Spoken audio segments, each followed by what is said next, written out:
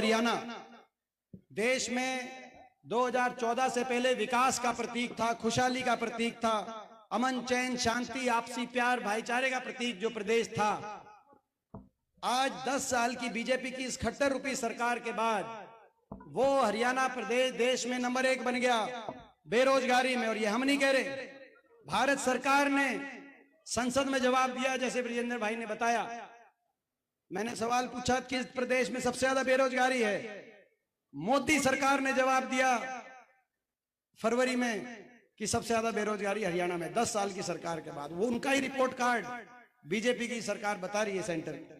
सबसे ज्यादा आज हरियाणा विकास और खुशहाली से तो उतर गया, देश में नंबर 1 बन गया बेरोजगारी में, देश में नंबर 1 बन गया हरियाणा नशे में, पंजाब से ज्यादा नशा आ गया हरियाणा में, देश में नंबर 1 बन गया हरियाणा अपराध में, क्राइम रेट में। यह भी भारत सरकार का आंकड़ा है, गृह मंत्रालय का आंकड़ा है, नंबर 1। वीर आ गया, वहां भी कच्ची भर्ती।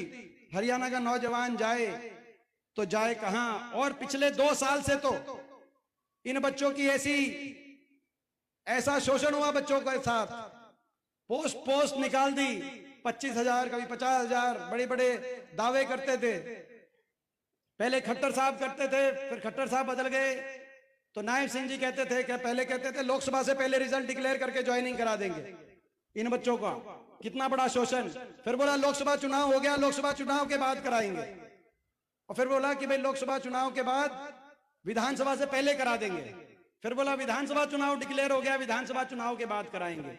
जैसे सनी देओल की एक पिक्चर आई थी, आपको याद होगा, तारीख पे तारीख, तारीख पे तारीख, तारीख पे तारीख। 5 साल तक इन नौजवानों को मिली तारीख पे तारीख, तारीख पे तारीख। कांग्रेस की सरकार आएगी, मेरिट पर, जॉब कैलेंडर से, भर्ती विधान से पारदर्शिता के साथ भर्ती कराएंगे और देंगे ज्वाइनिंग पे ज्वाइनिंग, ज्वाइनिंग पे ज्वाइनिंग, ज्वाइनिंग पे ज्वाइनिंग इन नौजवान साथ। देश के इतिहास में अगर काले अक्षरों में कोई एक ऐसी सरकार मानी जाएगी जिस सरकार में 1 साल तक किसी एक वर्ग को सड़क पे बैठना पड़ा, 750 शव इन धरनों से वापस आए, 750 शव इन धरनों से वापस आए। हम एक के घर जाते थे, कोई शव वापस आता था उचाना हल्के में, कोई आता था नारनौंद हल्के में, कोई कलोई हल्के में, कोई जुलाना हल्के में। हम एक परिवार के जाते थे, आंसू पोंछते थे। और देश की पार्लियामेंट में जाकर जब देश की सरकार के आगे कहते थे कि कम से कम अगर इन परिवारों के लिए, इन किसान के लिए अगर आपकी मांग नहीं मान रहे तो सहानुभूति के 2 शब्द तो कह दो। 750 घर उजड़ गए, वो भी किसी का बेटा था, वो भी किसी का बाप था जो वापस नहीं आया धरने से। सहानुभूति के 2 शब्द कह दो। लेकिन बीजेपी ने सहानुभूति के 2 शब्द भी किसान के लिए कहे नहीं। आप अंदाजा लगा सकते हो कितना अहंकार और कितना अन्याय, क्या कसूर था देश के किसान का। सरपंच गए, सरपंचों पे लाठीचार्ज, कर्मचारी गए ओल्ड पेंशन स्कीम के लिए, कर्मचारियों पे लाठीचार्ज, आशा वर्कर आंगनवाड़ी गई, उन पे लाठीचार्ज। क्या कसूर था हमारी बेटियों का। 6 ओलंपिक विजेता बेटियां, ओलंपिक मेडल विजेता बेटियां, क्या कसूर था उन बेटियों का। 6 महीने तक दिल्ली की सड़कों पर बैठी रही केवल इस बात को लेकर कि न्याय मिले। उनके साथ गलत किया गया, एफआईआर तक दिल्ली पुलिस ने दर्ज नहीं करी। वो दिल्ली जिसमें दिल्ली पुलिस में ज्यादातर अफसर और सिपाही हरियाणा के हैं। हम जाते थे, पूछते थे तो कहा भारत सरकार की तरफ से एफआईआर नहीं करेंगे। वो दिल्ली जिसके 3 तरफ हम बसे हरियाणा, लेकिन दिल्ली जाकर अपनी बेटियों को न्याय नहीं दिलवा पाए। वो आपकी बेटी भी हो सकती थी, आपकी बहन भी हो सकती थी। क्या कसूर था विनेश फोगाट का, क्या कसूर था साक्षी मलिक का, क्या कसूर था उनका। ये तो वो देश है जहां दुश्मन की बहन बेटी की इज्जत को भी अपनी इज्जत माना जाता है। ये वो देश है जहां बहन बेटी की इज्जत पे बात आई तो महाभारत में, कुरुक्षेत्र में, यहां से कुछ कोस दूर कुरुक्षेत्र में महाभारत का युद्ध हुआ। लेकिन यहां पर इन बेटियों की जब मान सम्मान की बात आई तो देश की सरकार ने आंख बंद कर ली। इतना घोर अन्याय। जो ये कह रहे थे ब्रिजेंद्र जी कि अपने मन में घृणा, क्या दया का इतना भाव नहीं होना चाहिए, क्या दया का इतना भाव नहीं होना चाहिए। वो भी देश की बेटियां थी, क्या कसूर था उनका। वो तो हम धन्यवाद करते हैं सुप्रीम कोर्ट का, 6 महीने के बाद सुप्रीम कोर्ट के कहने पे एफआईआर दर्ज हुई। और उसके बाद दिल्ली कोर्ट ने उस आरोपी बीजेपी के सांसद पर चार्जेस फ्रेम किए और कहा कि ये सबूत हैं कि 5 लड़कियों के साथ इसने गलत किया, उस बात के सबूत हैं। उन बेटियों का सोचो आप, जो बेटियां अपने सब कुछ को ताक पे रख के वहां बैठी थी। आज विनेश फोगाट लड़ रही है, हमारी बहन लड़ रही है जुलाना हल्के से।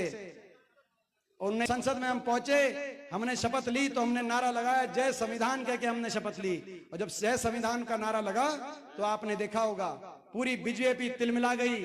और लोकसभा के स्पीकर ने जब ये कहा कि जय संविधान नारे की कोई जरूरत नहीं है, तो 550 सांसदों में आपका बेटा खड़ा हुआ और मैंने कहा कि जय संविधान के नारे से ही देश चलेगा।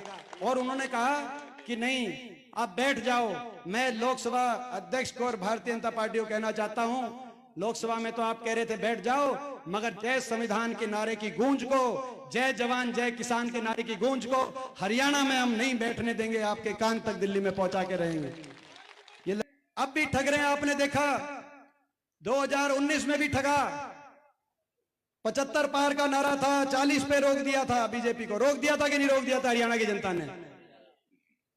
40 पे रोक दिया था, लेकिन धोखा बन गया।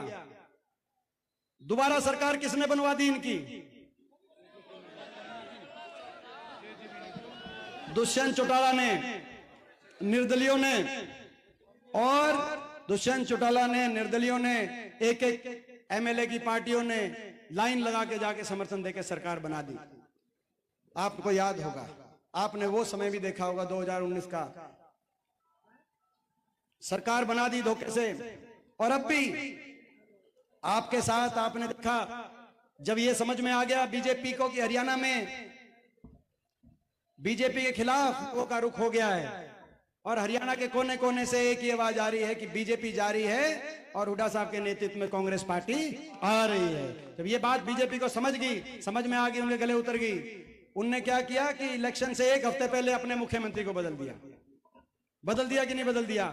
जिस सेनापति को 10 साल कमांड आपने सौंप रखी थी अपनी फौज की, जिस सेनापति के कमांड में हरियाणा का बट्टा बैठ गया, जब युद्ध की घड़ी आई, युद्ध का बिगुल बजा, युद्ध के दिन का सूरज उगा, उस दिन बोला घोड़े से इस सेनापति को उतारो, दूसरे को बिठाओ। यही बात बनी। और उप मुख्यमंत्री बदल दिया, अपना उप मुख्यमंत्री बदल दिया, हटा दिया। और जिस दिन हटाया गया उस दिन इस समझौते की पोल खुली। आपको याद होगा, मैंने कह दिया था कि ये हरियाणा को लूटने का समझौता है। और फिर सिरसा की रैली में दिसंबर में मैंने कह दिया था इनका समझौता तोड़ने का समझौता हो गया, कि इनके कैंडिडेट आएंगे, अलग अलग तरीके से कैंडिडेट आएंगे और कांग्रेस की वोट को काटने के लिए अलग से साजिश षड्यंत्र रच के कैंडिडेट आएंगे। मैंने कह दिया था सिरसा में। जैसे ही दुष्यंत चौटाला को हटाया गया, अगले दिन दुष्यंत चौटाला का बयान आया कि बीजेपी के घोटालों के राज बताऊंगा। उसके अगले दिन खट्टर साहब का बयान आया, दुष्यंत चौटाला के घोटालों की जांच कराऊंगा। यही बात है ना। फिर नहीं बोला, फिर कोई सा फिर आगे बयान नहीं बोला, भाई तुम्हारी बताओगा तो ले भाई तने तेरी जांच करा देते हैं भाई, बताओ। कोई बोलने की जरूरत है क्या? इसके बाद 5 साल लूट के खा गए, 5 साल लूट के खा। खैर, आपके साथ धोखा करने के लिए मुख्यमंत्री बदला, उप मुख्यमंत्री बदला, अपनी कैबिनेट बदली, अपने प्रदेश अध्यक्ष को बदल दिया, इलेक्शन की तारीख बदल दी, इलेक्शन की तारीख पहले नजदीक कर दी, फिर आगे कर दी। बीजेपी वालों, कितना कि मैं बदल लो, थारा कष्ट नहीं कटने वाला। आपने अपने अहंकार को तो बदला नहीं। ये हरियाणा की जनता सरकार ही बदलने का काम करेगी। आप कुछ पलायन अगर हरियाणा से करना पड़े तो इन अपराधियों को करना पड़े, जो आप अपराध में हरियाणा देश में नंबर 1 बना दिया। अपराधियों से भी कहना चाहते हैं, 20-30 दिन का दिन है, टाइम है आपके पास, या तो अपराध छोड़ दो या हरियाणा छोड़ दो। हरियाणा में जगह नहीं मिलेगी अपराधियों को भी, आज हम कहना चाहते हैं। तो ये सारी बातें हैं। आप सब, मैं यही एक बात दोबारा से कहना चाहता हूं। एक